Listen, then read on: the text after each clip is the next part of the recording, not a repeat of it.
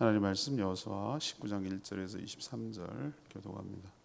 여호수아 19장 1절에서 23절입니다. 오늘은 10월 2일 목요일 아침입니다.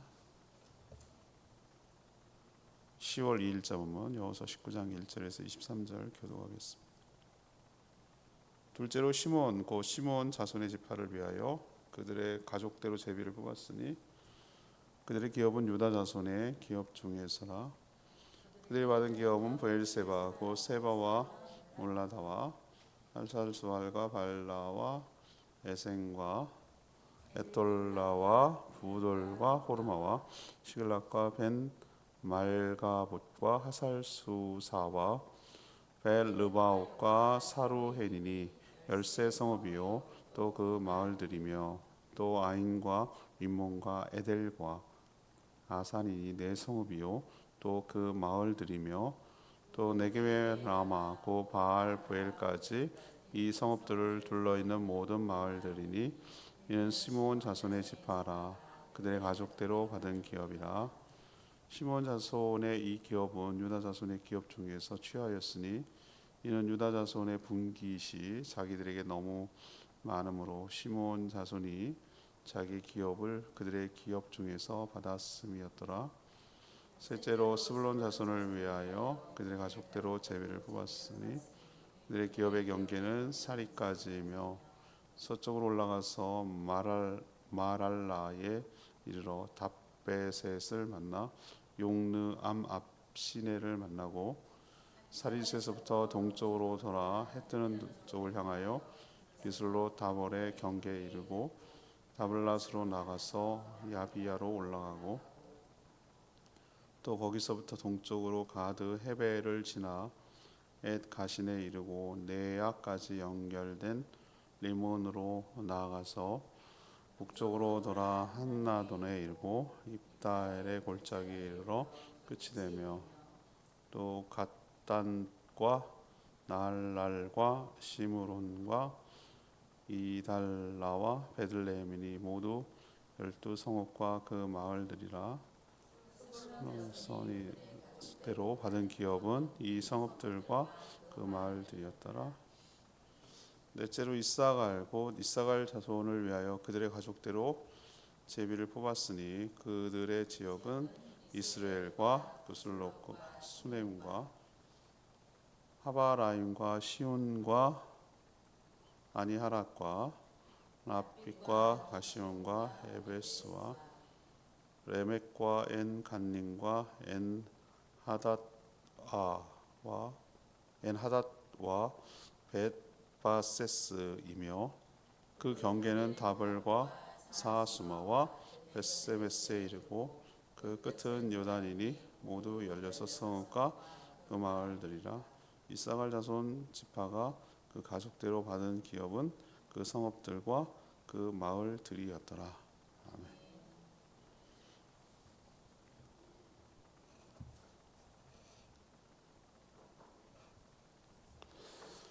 오늘은 시몬, 스불론, 이사갈 지파별로 분배받은 땅과 살게 된 성읍들을 지금 소개하는데 시몬 지파는 유다 지파가 이미 받아 차지한 땅의 일부를 나누어줘서 받게 됐습니다.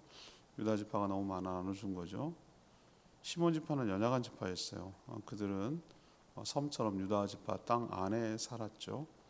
이어서 스불론 지파와 이사갈 지파가 소개되죠. 그들은 갈릴리 서쪽 남쪽에 위치해 있었습니다. 세 지파 이 분배 과정, 시몬, 스불론, 이사갈 이 집회 과정에서 배울 교훈은 뭐냐는 거죠. 이것이 오늘 질문입니다. 세 지파 분배 과정에서 배울 교훈은 무엇입니까? 이것이 오늘 질문입니다. 먼저 연약한 형제를 돕고 나누며 살아야 된다. 연약한 형제를 돕고 나누며 살아야 한다. 이걸 우리에게 가르쳐줘요. 베냐민 지파에 이어서 시몬 지파의 이제 분배 과정을 지금 소개하는데 시몬 지파는 특별한 방식으로 땅을 분배를 받았습니다. 유다 지파의 땅이 너무 많아가지고 자기가 받은 것, 자신들이 받은 기업의 일부를 시몬 지파에게 다시 배분한 거예요. 그런 형태였어요. 그래서 시몬 지파의 기업은 마치 유다 지파가 가진 땅 안에 섬처럼 사는 거예요. 그러니까 시몬 지파는 이렇게 경기를 이루는 게 아니라 그냥 유다 지파 안에 폭 박혀 있는 그런 식이었어요. 근데 우리가 알다시피 사실 땅이 아무리 많더라도 사람의 욕심은 끝이 없거든요. 특히 땅이 많아하는 것은 터전이기 때문에 쉽게 떼어주는 것은 쉽지가 않아요. 그러나 유다 지파가 어떤 경험을 했었죠? 여리고 넘어가면서 아간 사건 기억나시잖아요. 아골 골작 할 때 그 아골 골작. 그 아간 사건을 통해서 탐욕을 부리면 자신들만 아니라 모두 공동체가 힘들어진다라는 것을 교훈을 깨달았던 것 같아요. 그래서 더불어서 함께 사는 것이 처음에는 손해가 나는 것 같고 내가 손해 나는 것 같아도 이게 서로에게 안정을 가져오기 때문에 유익이 된다는 거예요. 우리도 보면 형제들이 너무 한쪽으로 끼울거나 그러면은 형제들이 화합하는데도 어려움이 있거든요. 그 어느 정도 비슷비슷하고 서로 도와가면서 이렇게 살아야지 한쪽으로 너무 원사이드하게 한쪽에 끼운다. 그러면 참 그것이 큰 불화의 이유도 되고 또 어려움이 될 수 있어요. 전체에. 그래서 아마 유다 지파가 통큰 결정을 한 것 같아요. 자기가 이미 땅이 있지만 저기는 땅도 없어. 시므온은. 그러니까 어떻게 해요? 좀 주자. 이런 식으로 얘기가 됐던 것 같아요. 그래서 서로에게 유익이 되고 하나님의 뜻을 이루는 방식을 이런 식으로 취했던 것으로 보입니다. 이 시몬 지파는 매우 연약한 지파예요. 왜 우리도 보면은 강아지가 한 8마리 태어나면 유독 하나가 빌빌빌거리고 유약하고 연약하고 그런 게 있잖아요. 맨날 치이고 젖도 못 빨고 그냥 형님들한테 맨날 물어뜯기고 맨날 깨갱거리고 그냥 구석탱이나 있고 그런 애들이 있거든요. 그런 것처럼 시몬이 그랬어요. 숫자도 많지 않고 그랬어요. 한 지파라고 하기는 해야 되겠지만 누군가의 배려와 돌봄이 필요한 그런 지파가 시몬 지파였어요. 그래서 가장 강력한 지파였던 유다 지파가 그런 아량을 보인 거예요. 아량을 보여서 그 자기 땅의 일부를 섬처럼 주고 그러므로 인해서 이스라엘 전체에 큰 화합과 안정을 가져온 거죠. 이 점이 상당히 본받을 만한 점이라는 거예요. 이 점이. 우리도 여러 이제 교회 안에 지체들이 있어요. 그런데 유달리 연약한 지체가 있어요. 그러면은 그 형제를 돕고 함께 나누고 함께 더불어 살 때 공동체가 건강해지고 하나님이 기뻐하시고 공동체의 안정을 가져오게 될 줄 압니다. 이것이 우리에게 첫 번째 주는 교훈이고요. 두 번째는 하나님의 자비와 사랑은 항상 풍성하다는 것을 우리에게 가르쳐줘요. 하나님의 자비와 사랑은 항상 풍성하다. 그걸 보여줍니다. 시몬은 어떤 문제가 있었죠? 세겜 땅 기억나세요? 야곱이 세겜 땅으로 왔을 때 창세기 얘기예요. 여동생 디나가 강간 사건이 일어났어요. 하몰 족속 그때 레위 형제, 시몬하고 레위가 형제예요. 레위가 함께 할례를 받은 세겜 사람들을 잔혹하게, 그러니까 우리가 가서 협상한 거죠. 이 자기 동생이었던 것 같아요. 여동생. 거기 4명, 어머니가 4명인 셈이잖아요, 그죠? 야곱의 자녀긴 하도. 그래서 레위하고 시몬이 가가지고 이 세겜 땅 사람들에게 뭐라 그러냐면 당신하고 그럼 좋다. 우리가 결혼하고 통혼하자. 근데 우리의 문화는 할례를 받아야 된다. 그래야 우리는 할 수 있다라고 해놓고 할례를 그러면 좋아 받게 하지. 추장의 딸이니까 받게 하자라고 해놓고 그 아물지 않은 상태 2, 3일 내에 그 상처원하고 아물지 않은 그 상태를 노린 거죠. 전쟁을 할 수 없는. 그래서 가서 전부 다 어떻게 했습니까? 잔혹하게 전부 다 학살을 해버렸어요. 그때 주도한 사람이 누구예요? 시몬 레위예요. 그때 야곱이 자기 딸 문제잖아요. 디나가 강간된다 했잖아요. 그러면은 아버지가 더 화를 내고 막 난리를 쳐야 되잖아요. 그게 상식이잖아요. 그런데 야곱이 오히려 그렇게 행한 이 시므온하고 이 레위를 야단을 치는 거예요. 여러분 창세기 읽으셨죠? 통독을 여러 번 했잖아요. 왜 야단 쳤죠? 자기가 아직 소수란 말이에요. 만약에 세겜 사람들이 그런 식으로 죽었다는 게 그 주변에 쫙 퍼지면 자기들은 같은 종족이란 말이에요. 그러면은 자기들은 한 가족밖에 없잖아요. 아들이 12명, 다 해봐야 뭐 70명도 안 되는 그 가족, 그 성인들도 많지 않은 그 가족을 어떻게 하겠습니까? 와서 다 몰 사람은 어떻게 할 거냐는 거예요. 니네가 그게 소수의 서름이죠. 소수의 서름이죠. 그런 일을 당해도 정말 반항도 못하고 대들지도 못하는. 왜? 그때는 뭐 경찰이 어디 있어요? 뭐 치안이 지금도 강대국의 논리에 의해서 움직여 나가잖아요. 세상에. 그렇게 깡패 짓을 해도 뭐라고 제재할 방법이 없잖아요. 러시아가 저런 식으로 우크라이나 지네 땅이라고 막 해도 뭐 할 말이 없잖아요. 이스라엘이 저렇게 그냥 싹쓸이 해버려도 제재할 방법이 없어요. 뭐 심판을 내릴 방법이 없는 거예요. 그래서 그런 상황에서 그 위험을 초래할 수가 있기 때문에 야단을 막 친 것이 창세기 34장에 나오는 그 유명한 디나 강간 사건을 통한 시몬과 레위의 모습이에요. 전 그 영향이 있다고 저는 보는 거예요. 여러분은 그냥 유언, 창세기 끝에 나오는 그 야곱의 유언 49장에 나오거든요. 그 사건이 34장에 나오고 끝자락에 49장에 그 아들들에 대해서 유언하는데 그건 하나의 그 아버지로서 아들에게 하는 유언 개념이 아니라 하나님의 위탁, 신탁을 받아가지고 하는 그 지파의 미래에 대한 하나님의 축복과 저주에 관한 이야기예요. 예언의 성격이 있어요. 근데 야곱이 죽으면서 유언을 하는데 유독 말이죠. 12아들 중에서 시몬, 레위에 대해서는 축복이라기보다는 이게 내용을 보면은 축복이라기보다는 어디에 가깝냐면 저주에 가까워요. 그게 49장에 나옵니다. 뭐라고 하냐면 이렇게 나와요. 노여움이 혹독하니 저주를 받을 것이며 야곱 중에서 나뉘어 흩어져 살 것이라. 이렇게 얘기했어요. 이 예언이 맞습니까? 맞습니다. 노여움은 혹독하니 저주를 받을 것이다. 얼마나 그 시몬 지파가 쭈그러드는지 아시죠? 얼마나 자손들 번성하지 못하고 쭈그러들어가지고 그 남의 유다 지파에 더부살이 하는 새빵살이 하는 것 같은 느낌을 받잖아요. 그리고 여러분 레위 지파가 뭐 우리는 뭐 찬양도 뭐 거룩한 레위 지파 어쩌고 저쩌고 막 그래요.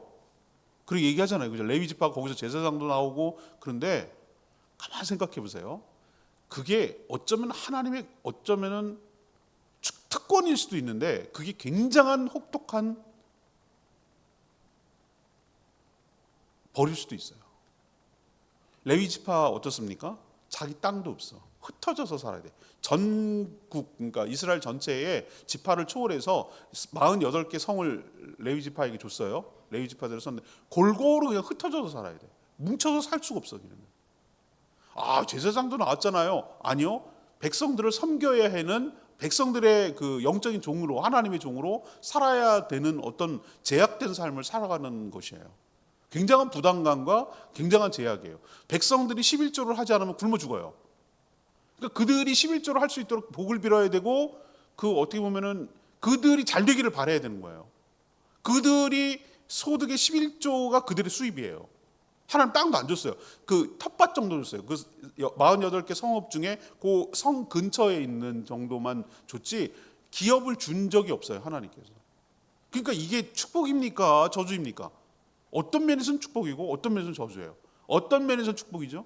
하나님의 거룩한 백성으로서 백성들의 모범이 되고 백성들을 축복하고 백성들에게 그들이 어떤 삶을 거룩한 삶을 살아가야 되는지 보여줘야 되는 하나님의 특별한 종으로서 살아야 되지만 또 반대로 그 부담감을 끌어안고 흩어져서 살고 그렇게 살아가야 되는 것이 레위 지파의 숙명이에요.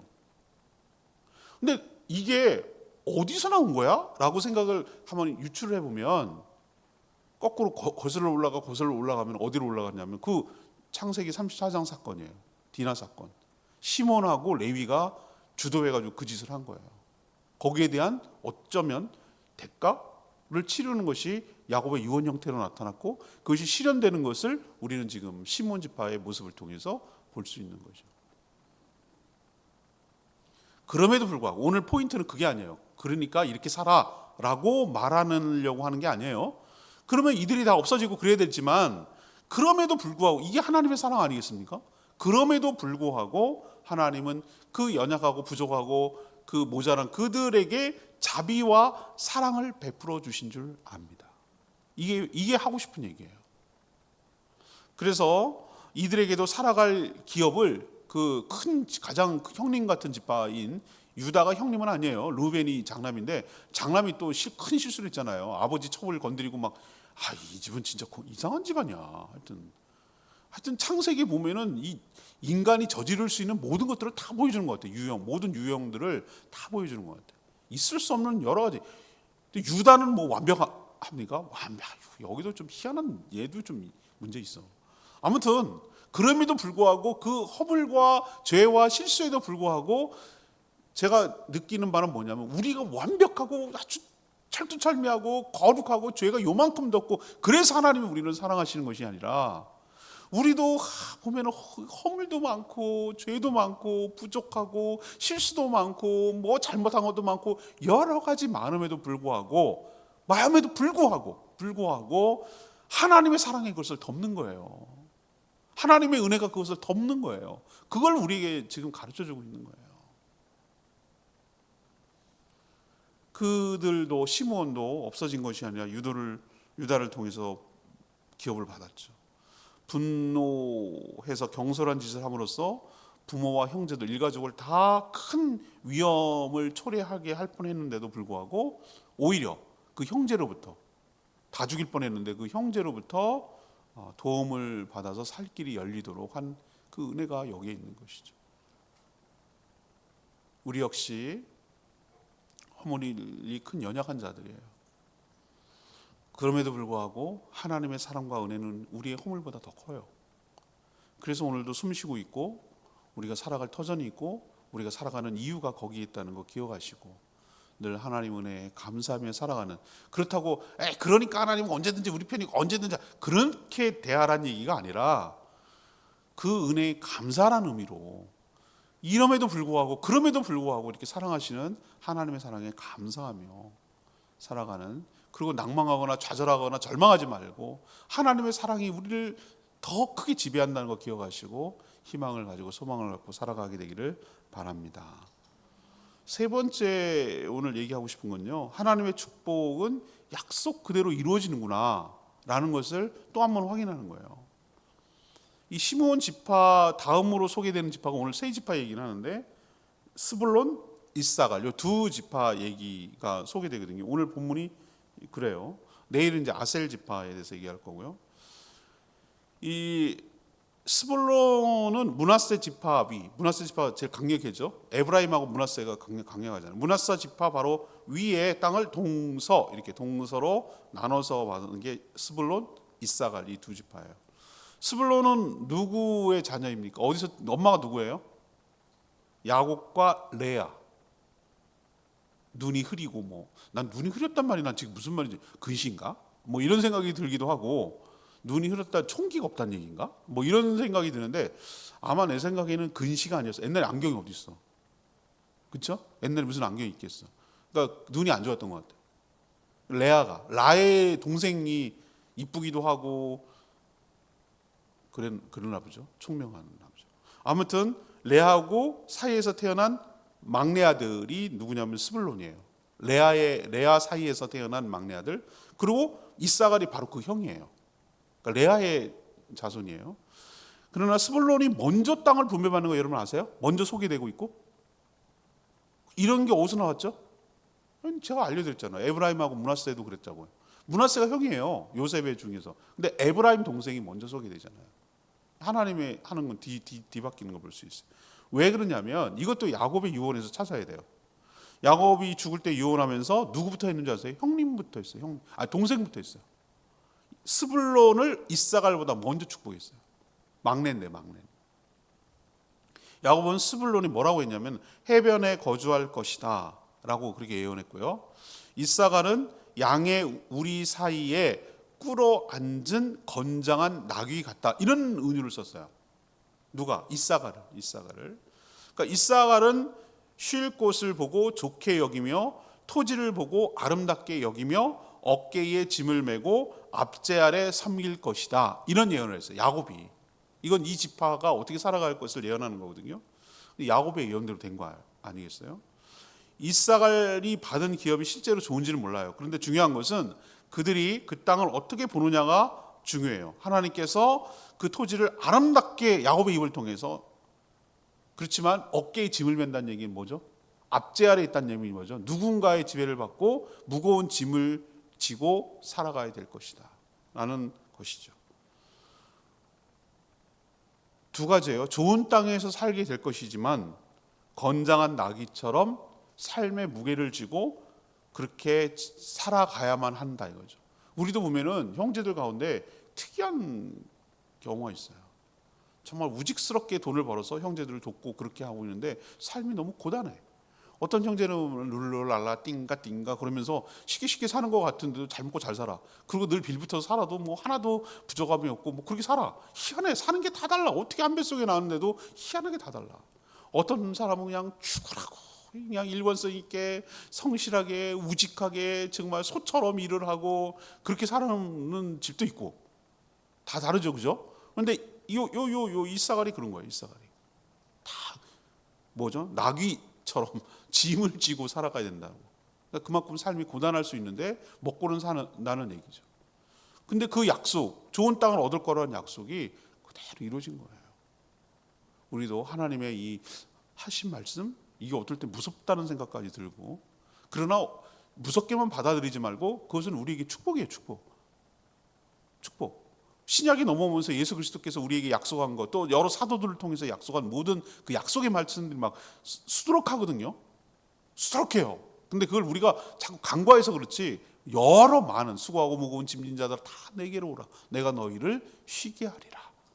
이런 게 다 약속이잖아요. 약속. 수많은 약속들이 이렇게 실현된다라는 것을 믿으시고 믿음으로 살아 취하는 저와 여러분 되기를 소망합니다. 오늘 9절 말씀이 레마의 말씀 9절. 시몬 자손이 이 기업은 유다 자손의 기업에서 취하였으니 이는 유다 자손의 분깃이 자기들에게 너무 많으므로 시몬 자손이 자기의 기업을 그들의 기업 중에서 받음이라. 아까 제가 말씀드렸죠?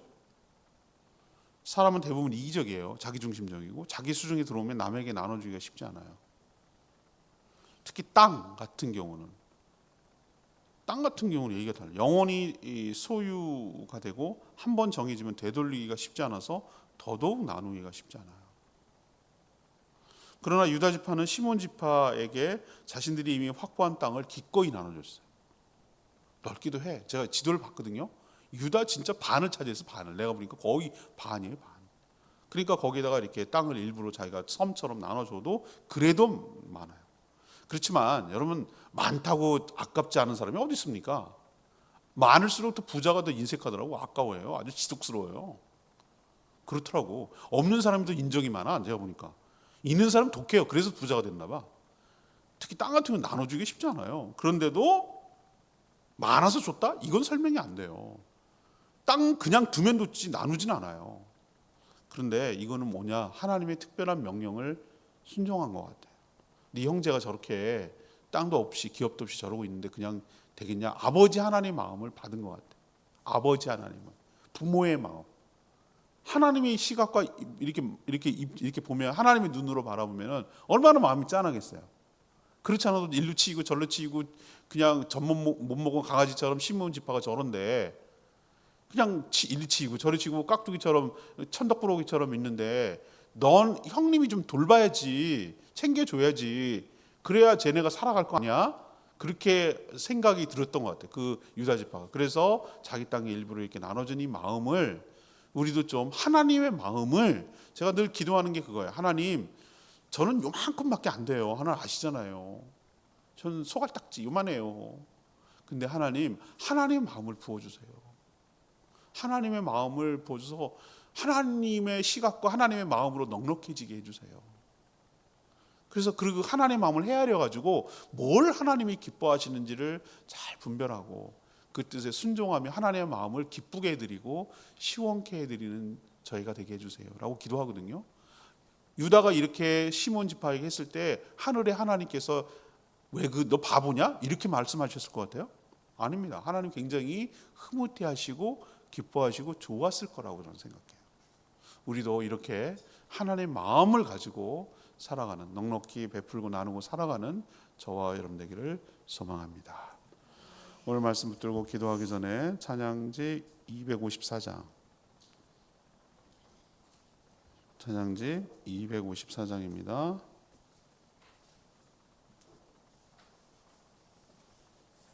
하나님의 음성을 시편 40편입니다. 하나님의 음성을 찬양합니다.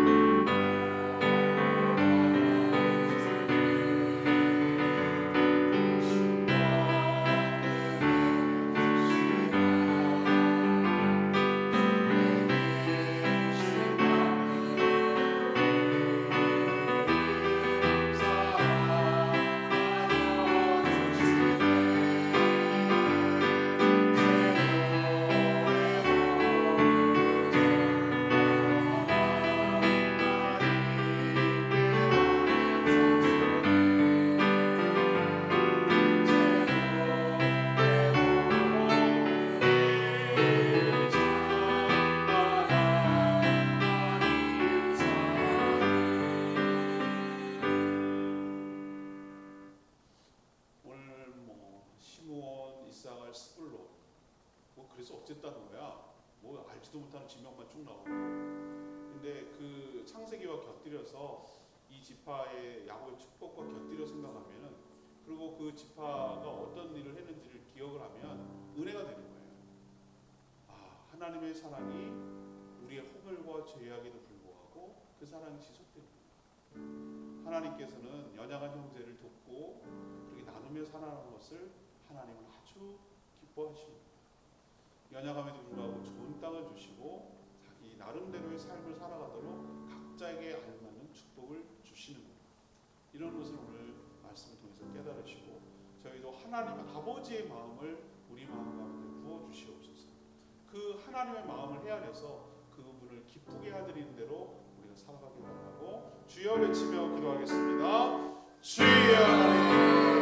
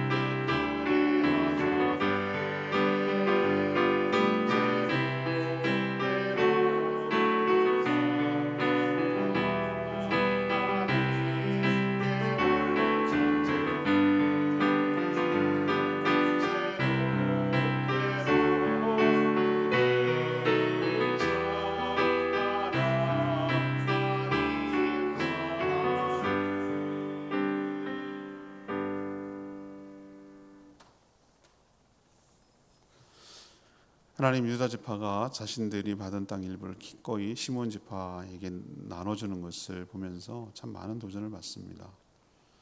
있으면 더 가지려는 욕심이 생길 텐데 연약한 형제를 보며 나눠주는 것을 우리도 본받게 하여 주시옵소서. 시몬은 저주를 받은 지파임에도 하나님은 여전히 그들을 긍휼히 여기셔서 은혜를 베풀어 주시는 것을 봅니다. 저희도 연약한 지체를 긍휼히 여기며 자비를 베푸도록 하나님의 마음이 우리 가운데 부어지게 하여 주시옵소서.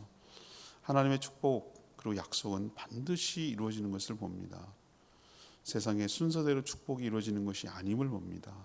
하나님의 방식으로 이루어지는 것을 봅니다.